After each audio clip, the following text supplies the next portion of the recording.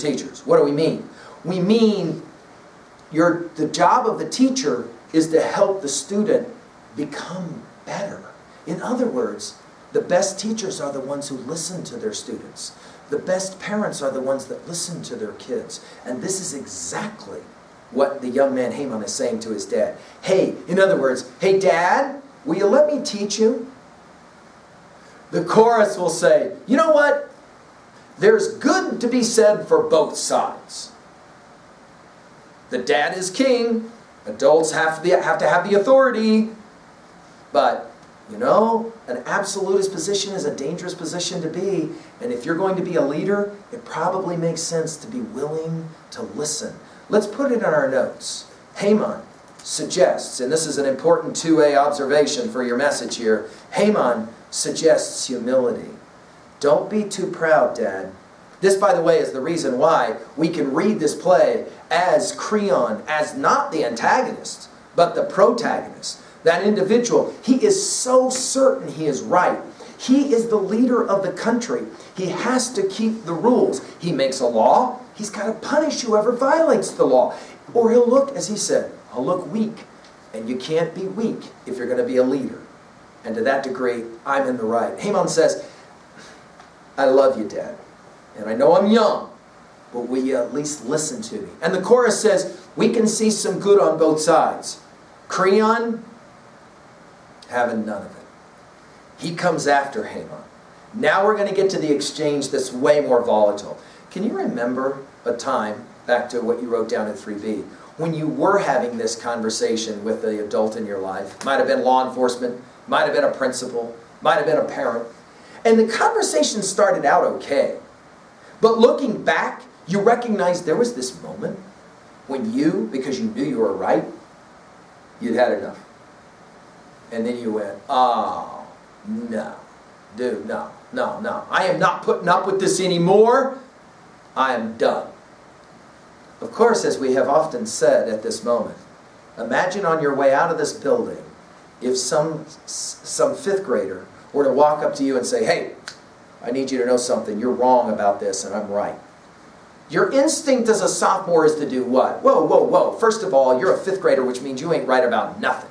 Second of all, I'm a sophomore and I've been a fifth grader. You ain't been no sophomore, so you need to sit down. I tell you, you don't tell me. Right? At some point in this conversation, Haman's going to have enough. And that will be the beginning of the end. Write it down. That will be the essence of the tragedy. In exchanges, sad to say, in exchanges, when you talk with a kid who has gone through a situation like this with a parent, where there was a blow-up and words were spoken that couldn't be taken back, they will often look back, both parent as well as kid will look back and say, there was a moment, and I didn't realize it at the time, but our conversation was like on the edge of a knife. And it only took one misword, one misstep, one bad thought, and everything went chaos. Everything went sideways. Let's watch it all now tragically go sideways. It's going to turn brutal here really quick. Watch this. You consider it right for a man of my years and experience to go to school to a boy? Uh-oh. It is not right if I am wrong. But if I am young and right, what does my age matter? You think it right to stand up for an anarchist? Not at all. I pay no respect to criminals. Then she is not a criminal? The city would deny it to a man. And the city proposes to teach me how to rule? Uh-oh. Ah, who is it that's talking like a boy now? My voice is the one voice giving orders in this city. It is no city if it takes orders from one voice. The state is the king. Yes, if the state is a desert. Uh-oh. This boy, it seems, is sold out to a woman. If you are a woman, my concern is only for you. So? Your concern in a public brawl with your father. How about you, in a public brawl with justice? With justice, when all that I do is within my rights? You have no right to trample on God's right. Key line, Freedom, right? completely out of control. Fool, adolescent fool, taken in by a woman. You'll never see me taken in by anything vile. Every word you say is for her. Hymen, quietly, darkly. and for you, and for me, and for the gods under the earth. You'll never marry her while she lives. Then she must die. But her death will cause another. Another? Have you lost your senses? Is this an open threat? There is no threat in speaking to emptiness. I swear you'll regret the superior tone of yours. You are the empty one. If you were not my father, I'd say you were perverse. You girl-struck fool, don't play at words with me. I'm 844. sorry you prefer silence. Now, by God, I swear by all the gods in heaven above us, you'll watch it. I swear you shall. To the servants. Bring her out. Bring the woman out. Let her die before his eyes. Here this instant with her bridegroom beside her. Not here. No, she will not die here, King. And you will never see my face again. There it Go is. on raving, as long as you've a friend to endure you. Exit Hymen. Gone, gone. Creon, a young man in a rage, is dangerous. Let him do or dream to do more than a man can. He shall not save these girls from death. Wow. Let's pause for a moment.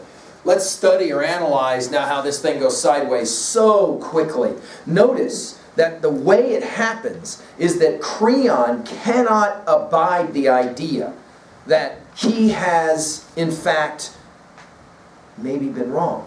Notice on page 842, he says, do you expect me at my age to listen to you, a kid? Notice, then the debate is Antigone a criminal? Well, technically she's broken the law, but notice, the idea here is, for Haman, the people don't believe she's a criminal. Notice he says it back. The city proposes to teach me how to rule? Who's talking like a kid or a child now? Notice Haman will insult his father by pointing out the obvious. You sound like a stupid kid yourself. Don't call me a kid. You're behaving like a child yourself. Notice Creon will say it. I am the city. Put it in your notes. This is the position of the tyrant that says you have to have somebody who runs the show and everybody's got to obey. But then Creon will pause. And it's almost like he's weighing whether this is the right thing or the wrong thing to do or say, and he finally goes there. Have you heard that saying, oh, you're going to go there? You've heard that saying before? This is exactly what he does. And notice what he says. This boy, it seems, has sold out to a woman. In other words, the unthinkable, that a male would let a female direct him, control him. Notice Haman's response. Yeah, I am controlled by a woman. If you are a woman, which kind of stuns Creon. What are you talking about? Because he says it. My concern is only for you. In other words, Haman says, don't make this about my relationship with Antigone. This is about you and me, and this is more about you being a good leader, and you're not being a very good leader. So, notice, it leads then to Haman saying, you have no right to trample on God's right. In other words, Haman finally comes out and says it. You are wrong. You should have buried the body of Polynices, and you are wrong. For Creon, it then turns very personal. Every word you say is for her. In other words, for Creon, he sees this as the only reason you're here is to save Antigone. Haman's like, no. I'm not here to save my girl. I'm here to save you and your reputation. Dad, you're totally screwing this up. Can you not see how you're totally screwing this up? Then, there's the threat. He says it. If you kill my girl, read it with me. I'm on page 843.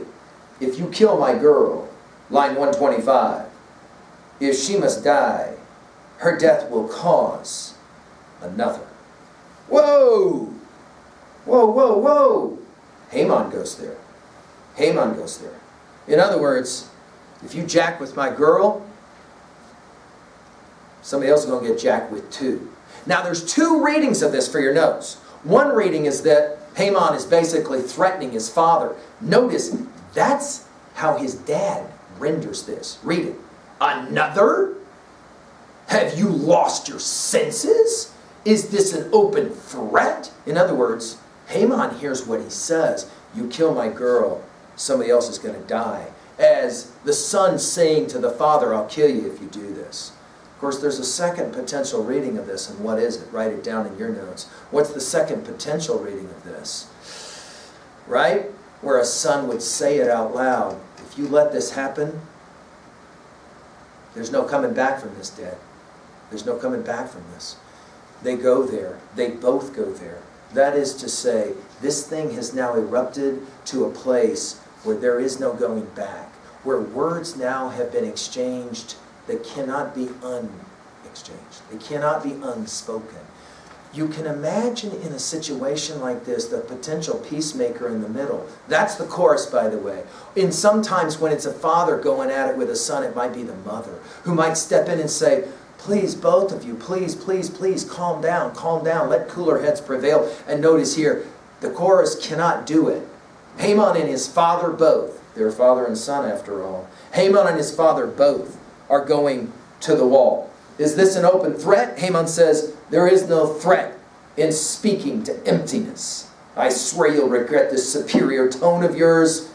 In other words, you're trying to take over. So Creon takes this personal. Like you're the son of a king and you think now you're the king. Oh, you're running this family now? Oh, you're running this family now? By the way, when you're a junior, put this in your notes at 3A. When you're a junior, we're going to study a play by Arthur Miller called Death of a Salesman. It's a family drama in which a father and a son go at it. And it looks so similar to this exchange. Clearly Miller had it in his mind when the father goes at it with his boy. And his father actually asks him, what, are you taking over this house now? You're the one in charge, not me. Of course, notice, with adults, it always seems to come back to who's in charge, who has the power. And that's exactly where Creon goes.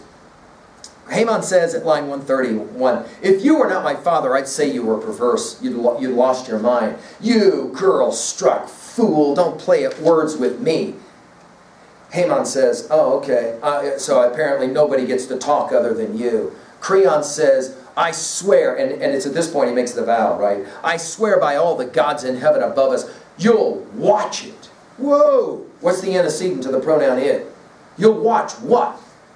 What do you imagine he's talking about? You'll watch it.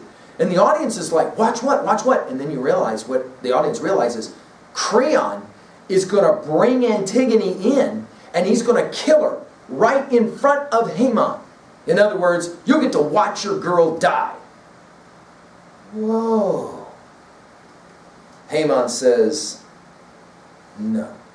By the way, when this scene is done, and one of the reasons we study this is so we will view it. Obviously, we're going to watch this scene. And when we watch this scene, two things. It can be very, very uncomfortable for some sophomores to watch this scene acted out well because they've either been in this situation or they've watched this situation, and it brings back some powerful memories of what happens when a father and a son, or when a sibling and a child and a parent go at it. And when it gets finally to this moment, point two, Haman gets quieter and quieter as Creon the father gets louder and louder. And when when Creon says, we're bringing Antigone and we're going to kill her right in front of you, Haman says, no, not here. She will not die here. And you will never see my face again. Oh. And there it is. And that's the moment. That's the moment when the kid says to the parent, I'm done. You're wrong. I'm right. We're done. And you'll never see me again. And in the history of parents and kids, how many times has this happened? You could probably jot down right now at 3A a moment from a text where you are familiar with a film or TV show or some drama of a kind. I just mentioned Arthur Miller's Death of a Salesman, where this kind of an exchange leads to these words, where the kid says, I'm done. And when I walk out this door, I ain't coming back. This will be the last time you ever see me. This is significant for your notes. Write it down. This will be the last time that Creon will see his son alive. By the way, did you notice it? Haman is Creon's only son. And remember, in dynastic order, the only way that you can have the next king, Haman will someday be the next king. And you wonder as you watch this, and of course the chorus will step in to try and have some bit of an exchange with Creon. You wonder, how is it possible that you do not understand as a parent that these words that you have spoken will lead to your son leaving and never coming back Who will be the king after you're no longer the king? That is to say, what happens next politically? You're so interested in the future of your country, your state, Thebes. Who's going to run Thebes once you're not around if you destroy the relationship with Haman? All right, guys, let's put it in our notes at 2a. Obviously, one of the major themes here is words. Hurt. Destroy. Right? Will not stay in place. Right? They create all kinds of issues. And in the process of that relationship being destroyed, you can't put those things back together so easily. We're familiar in our freshman year with Romeo and Juliet, aren't we? And the way in which both those kids end up dead at the end of that over stupidity. Right? The Capulets and the Montagues. They don't even know what they're fighting over, right, anymore. And yet, there it is. Let's finish now with this exchange between Creon and the chorus. Of course, Creon, he doesn't understand what he's done because he's so emotional. He is acting like a child throwing a little temper tantrum, isn't he? Watch. These girls? You have sentenced them both? No, you are right. I will not kill the one whose hands are clean. But Antigone? Creon, somberly. I will carry her far away out there in the wilderness and lock her living in a vault of stone. She shall have food, as the custom is, to absolve the state of her death. And there let her pray to the gods of hell. They are her only gods. Perhaps they will show her an escape from death, or she may learn, though late, that piety shown the dead is pity in vain. All right, let's say 3 things to end this now. 1, he says, bring them both out. Creon says, bring them both out. Antigone and Ismene. We're going to kill them both. Haman, of course, has already left stage. It's the chorus that says, wait. You're going to kill both of them? Ismene didn't have anything to do with this. Antigone said as much. Creon, you're right. I'll only kill Antigone. You're going to stone her to death? You're going to stone to death this woman, Antigone. You're right. Okay, this is what we're going to do. We're going to take her out, we're going to put her in a cave, and we're going to give her a little food and water to drink, and we're going to let her die slowly through starvation. Is this somehow, I guess that's more humane way to die than being stoned to death, right? Okay? And that will be the end of it. And notice how flippant Creon treats Antigone. Let her pray to the gods of hell there. Let her learn. It's interesting that the word learn gets used here because remember, it was Haman who suggested to Creon, why don't you try and learn something? Who ever thought that you were like so knowledgeable that you can't learn stuff? Creon's like, I ain't learning from the likes of you. Okay, let's pause for a moment and do a quick annotation. Obviously at 2a with messages, themes, there are several that you could write down here. One, obviously, is that relationships can be destroyed so easily. Notice, relationships that have been built over a long period of time. Creon loves his boy. Obviously, Haman loves his dad. And yet after angry words are spoken, relationships can get destroyed so quickly. Things that take so long to put together. At 3b, you can already write this down. When was the last time that a friendship that you were involved with was destroyed over some stupid words that you can never take back again? And now it's over. At 2b, notice the dynamic tension here as we have this conflict between father and son. Obviously, we have an external conflict here of character versus character. We also, of course, have an internal conflict for this fight in the mind of Creon. We can understand. Just like about Creon, we would say a parent who has made a rule and then has to enforce the punishment of the violation. He's stuck. He doesn't know exactly how to respond other than to get angry. At 3a, what is for you a text that comes to mind about a person who gets so mad, who gets so enraged that he or she does something irrational, loses the ability to keep control of emotions, has serious anger management issues, and then all of a sudden something really bad happens, something goes sideways? What's a text for you where the innocent get jacked because of emotion, and silly emotion, and words in an argument? What's a text for you where an argument leads to something really tragic happening and possibly even death? Finally, at 3b, this is a tough question, but I'm going to ask it nonetheless. As sophomores, one of the challenges for us is to begin to see from multiple perspectives. Who do you most side with in this exchange between father and son? Who has the greater right to be angry? When was a time in your life when you behaved like Haman? And you were kind of in a situation where you said, no, this is not the way this is going down. I'm telling you now what's up. And you walked away. When was the last time you behaved like Creon? And you became so irrational and so emotional that you just couldn't let it go. And then you said and you did something that looking back on it, you go, jeez, that was so dumb. I can't believe I did or I said that. And even now, you know, thinking about it, I guess I could go back and apologize, but I don't think it would change anything. You know what I'm saying? I don't think it would change anything. I think it's like, it's too late. We'll now turn to Ode 3 very quickly. Interestingly, the chorus, are you ready for this? The chorus is going to talk about love. After a scene like that, we're going to talk about love. Of course, that makes sense, because we have love of any number of kinds being manifest throughout this play. Of course, one of the most obvious loves is Haman and his girl. And of course, right after this ode, Antigone is going to show up, knowing she's going to her death, and how sad she is about this. By the way, let's just pause for a second, and can we say this out loud? It is fairly clear that Antigone did what she did without consulting her guy. Think about what I just said. It's pretty obvious that Antigone decided to bury the body of Polynices, and she didn't go to her man, to her guy, to her lover, to Haman, and go, hey, you know what, I'm going to violate your dad's rule, and I'm going to go ahead. Didn't do it.